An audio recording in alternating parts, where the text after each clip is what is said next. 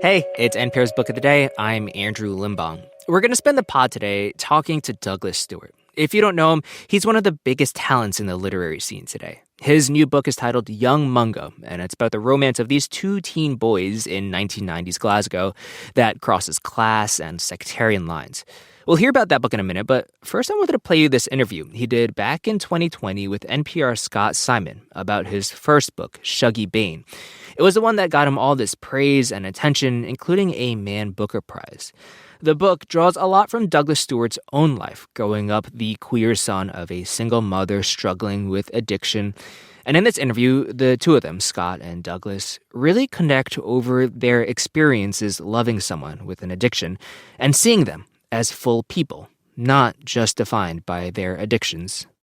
This message comes from NPR sponsor Noom. Noom uses science and personalization so you can manage your weight for the long term. The best part? You decide how Noom fits into your life, not the other way around. Sign up for your trial today at Noom.com. Support for NPR and the following message come from Saatva. Saatva luxury mattresses are every bit as elegant as the most expensive brands, but because they're sold online, they're about half the price. Visit SAATVA.com/NPR and save an additional $200. Shuggie Bain is a novel that cracks open the human heart, brings you inside, tears you up and brings you up with its episodes of unvarnished love, loss, survival, and sorrow. It's on the short list for the Booker Prize. It's been nominated for the National Book Award and has already been acclaimed a masterpiece by tough-nosed Kirkus Reviews. It's the story of a little boy, Shuggie Bain, growing up in rough circumstances in the Glasgow of the 1980s, rife with families living under the strain of joblessness and depression and sometimes dealing with it in the worst way. Shuggie Bain is a first novel from Douglas Stuart, who joins us from New York, where he lives now. Thank you so much for being with us. Thank you, Scott. It's my pleasure. I'd like to begin to ask you to read a startling section that's going to reveal much about Shuggie, his father, Big Shug, and his mother, Agnes. Agnes drew a fresh can of lager from a hidden place and gently pulled at the ring top. With a careful finger, she gathered the bubbly drips and dropped them into her mouth. She gave the boy the empty Tennent's can. He had always liked the half-naked beauties photographed on the side. Shuggie was intent on this one. He had never seen her before, and he liked the way her name sounded when he spelt it out slowly, just like his granda Willie had taught him.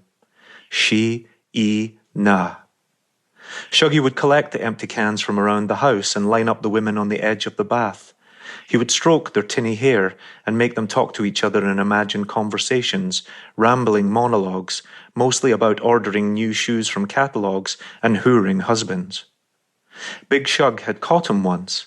He had watched proudly as Shuggie lined up the women and spelt out each of their names phonetically. He bragged about it later down the rank. 5 years old, eh? He would say. What a chip off the old block. Agnes had looked on sadly, knowing what was really going on. What was really going on? So Agnes sees through to her son's true nature and respects it. But she doesn't always see into her own self very well, does she?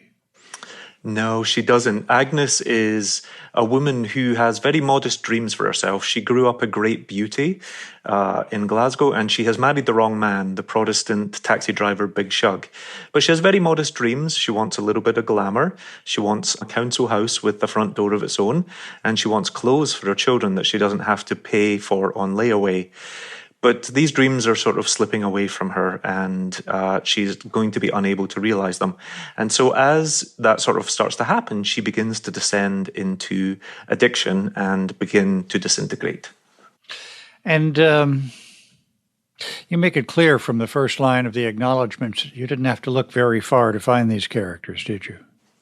No, it is not a memoir, but it is drawn very closely from my own life. I grew up a queer son of a single mother. All of my earliest memories have drink involved in them, and when I was in high school, my mother lost her struggle with addiction. But the book very quickly eclipsed my own sort of understanding of the city of the characters, because I wanted to really sort of pull out and really show a community in strife and who was really struggling at the time. Yeah. Glasgow had about 26% unemployment underneath the Thatcher government. And so there was a lot of people that were sort of brought to their knees by that. How do you take what you know through life and reimagine it for a novel? I think one of the greatest things you can do when you've been a child who's suffered trauma and been around addiction where you have absolutely no control over it is actually to turn it into art and really sort of examine it up closely. Men from the west coast of Scotland, it's a very masculine society. It's very patriarchal. And we're never really sort of taught to express ourselves or to get in touch with our deeper feelings. And so I've always felt like my life has been two very distinct parts. The man who worked in fashion in New York, but then the boy who grew up in Glasgow. And so in a lot of ways, writing the book was about sort of bringing those two halves back together.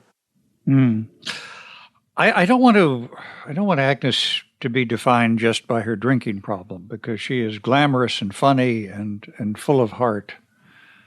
But the drinking makes it hard to see that, doesn't it? Yeah, it definitely does. But I do resist people seeing Agnes as the alcoholic mother, because she is funny, she is exhausting, she's beautiful, she's proud, she's vain, and she's incredibly generous. And here is a woman who is just limited by the options that were afforded to working class mothers of the time. As you may know, the experience you write about is in many ways very resonant with me and my family experience, except my father was the drinker.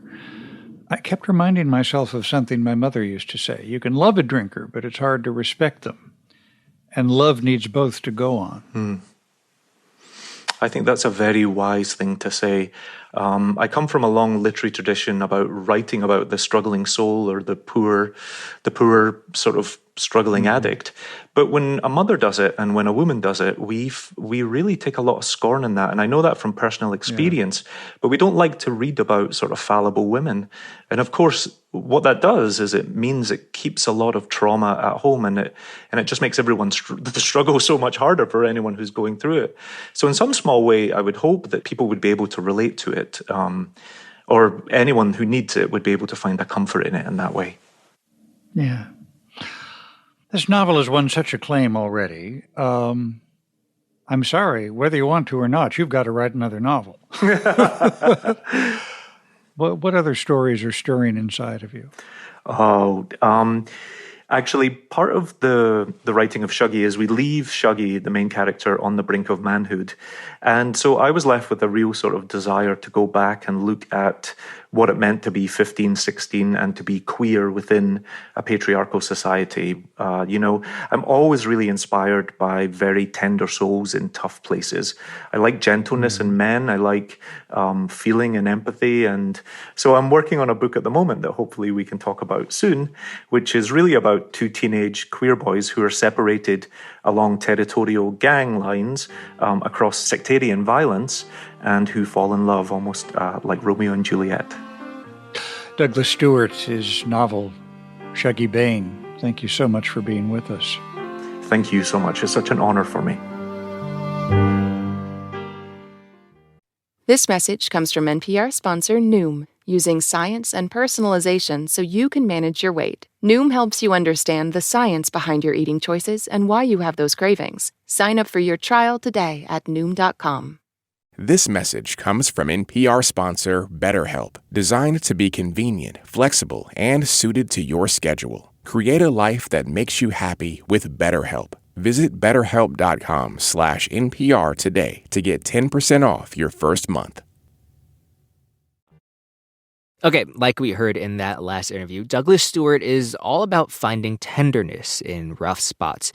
And he uses that word, tenderness, a couple more times in this next interview with NPR's Ari Shapiro about his new book, Young Mungo.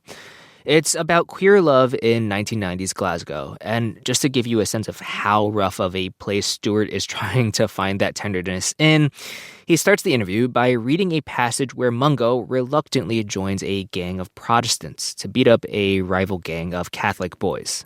Douglas Stuart entered the literary world with a bang. His first novel, Shuggie Bain, won a pile of major awards, including the Booker Prize in 2020. It told the story of an alcoholic single mother and her children living in the Sighthill tenement in Glasgow in the 1990s. Douglas Stuart's new novel, Young Mungo, takes place nearby with similar characters. But this book centers on a romance between two teenage boys, one Protestant, one Catholic. And I think when you're talking about queerness at that time, and you're also intersecting it with class or with poverty or social mobility, then the stakes are very different for the characters. You know, they can't just up and leave and go find a different place where they belong in the world. They really have to face the world outside their door because that's the only world they know. That world has a very specific way of speaking. So I asked Douglas Stuart to read a paragraph where Mungo reluctantly joins a gang of Protestant teenagers going to fight a rival group of Catholic boys. Mungo came out of the close and joined a pack of proddy boys heading to the waste ground. He fell into formation amongst the baby-faced warriors. He swung his meatless legs in imitation of their gallus way of walking, his shoulders about his ears, and a sour scowl on his face. This swagger was a uniform as ubiquitous as any football top. It had a gangly forward motion like a big bald, bandy-legged weasel, head swung low, eyes always fixed on the prey ahead, ready to lunge with either a fist or a silver blade. Mungo tried his best to wear the uniform, but he felt like an imposter. It was a poor imitation. Why is it important to you to write in such a specifically Scottish Glaswegian way, even if that means, including slang that might be new to readers outside of Scotland? Yeah, well, I think readers are always curious. And so the ability to discover new words or new ways of framing dialogue is a joy for me, first as a reader. But as a writer, I had to decide how I was going to approach my characters because they don't often find themselves in literature and they don't turn to literature. And so if I had not written the books in their natural tongue and how they see the world, then I would almost be standing in opposition to them or on the outside saying, hey, look at this. And I always want to be standing shoulder to shoulder with my characters. And I want them, first of all, to be able, if they were real people, to be able to pick up the book and really see the world as they know it, represented with the language they would use. There are also so many just wonderful words that I feel like people should know, like smurf or a like fine, foggy, just this side of rain almost, like dreich to describe weather. There's so many good words. Yeah, they're so fun. And I find myself just thinking about them all day long. My favorite is gallus, which is when someone is very bold or very confident or very self-assured. And that was always a big compliment when you were younger. Your title character is named after the patron saint of Glasgow, Saint Mungo. Why did you give him that name? Well, there is backstory to the reason why his parents named him that. And because I think they were hoping after lots of division that he would bring some kind of peace to the city. They live in quite a divided neighborhood in the east end of the city. But for me, St. Mungo was a really big influence on me growing up because he was an amazing saint. He had these very generous, almost childlike miracles. He brought a bird back to life. He made a bell ring that didn't have a clapper. He did all of these things, and we learned them as kids. And my character was as tender and as sweet as St. Mungo. And he's quite a saintly boy. He can bear a lot. He can put up with an awful lot. And I just thought, what else could he be called? Because it's such a celebration of Glasgow. Every saint suffers, and your Mungo endures many forms of pain. There were times I had to put the book down because it was such an intense reading experience. And as the author, the creator of this character, how did you decide how far to go? I mean, how did you choose what to put this young man through, what to put readers through? That's a good question. I think, first of all, I try to write in a very honest way. And I try to, sometimes characters, or oftentimes my characters, are going through more than one trial in their lives. It's certainly true of Agnes and Shuggie Bain. And, I think people can be fighting battles on many fronts. And Mungo is going through a question about masculinity. How is he going to become a man? He is trying to find his mother, who has disappeared from the family. She keeps just vanishing. She's quite a tragicomic character. And also he's coming to terms with his sexuality. And as readers will discover, he's gone on this camping trip to the north of Scotland, which, is really to show him some masculine pursuits and to get him out of the city, which is suffocating him for a little while. But he's also got to survive that in a way. And so I just thought about all the burdens on this saintly young boy, and will he rise, and will he be able to survive it? And for me, if ever I write about violence or I write about heartbreak or sadness, I'm really only doing that to make the tenderness and the love shine more, because I think I'm always writing a love story in some way, but some characters have to endure a lot in order to meet that with resilience and with hope. Writing is your second career. You spent decades as a senior fashion designer for major companies. Are there things that you learned from your career in fashion that you apply to your work now as a novelist? Yeah, in many ways, it was the only training I had for whatever I was going to do in life. But I was known mostly in my fashion career as a textile designer. And so as a writer, I'm fascinated by the senses and by the sensory. I think about touch a lot. And that really you see it in my work because I write a lot about care and how we care for one another. And also how we're often abandoned by those who should be caring for us. But my characters spend a lot of time in just looking after one another's bodies, whether that's a caress or a hug or just being near one another, because I think that's the most sincere form of love. And in a way, that touch has always fascinated me, and it starts really with textiles. But textiles taught me to pay very close attention and to have patience. And I think those are important things for any writer. I really believe in, if you focus on the stitch or the warp going over the weft, if you keep really applying yourself to that, eventually everything ladders up to a tapestry. Do you think about what your life would have been like if you had started writing at the beginning of your career instead of the midpoint? Yeah, I sometimes do. And I don't think I have any regrets, because I was grateful to have so many chapters in my life and to experience so many different things. And in fact, it was fashion and textiles that brought me to New York. And so perhaps I wouldn't have come here and become an American citizen. I don't know. And so you can't regret. I think about it often, but I don't have any regrets. You wrote your first novel, Shuggie Bain, over about 10 years in secret. And now this book, Young Mungo, comes out with award-winning novelist attached to your name. Does that carry the weight of expectations? Yeah, I think it's a different game, and I think there is definitely a pressure there. But the pressure I try to focus on is just ensuring that my readers have characters that feel very real to them, and that they can feel bereft for when they close the last page of the book.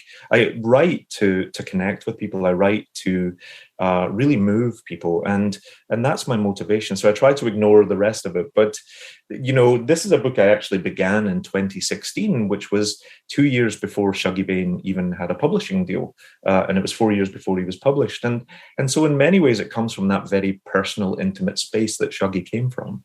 Douglas Stuart, thank you so much for talking with us about your new novel, Young Mungo. Thank you so much, Harry. It's been a pleasure. That's it for this week on NPR's Book of the Day. If you want more, you can sign up for our newsletter at npr.org/newsletter/books. I'm Andrew Limbong. The podcast is produced by Kelly Wessinger and edited by Megan Sullivan. Our founding editor is Petra Mayer. The show elements for this week were produced and edited by Jivika Verma, Jacob Conrad, Hiba Ahmad, Ed McNulty, Taylor Haney, Jill Craig, Samantha Balaban, Melissa Gray, Jan Stewart, Dee Parvaz, Gabe O'Connor, and Sarah Handel. Beth Donovan is our managing editor. Thanks for listening.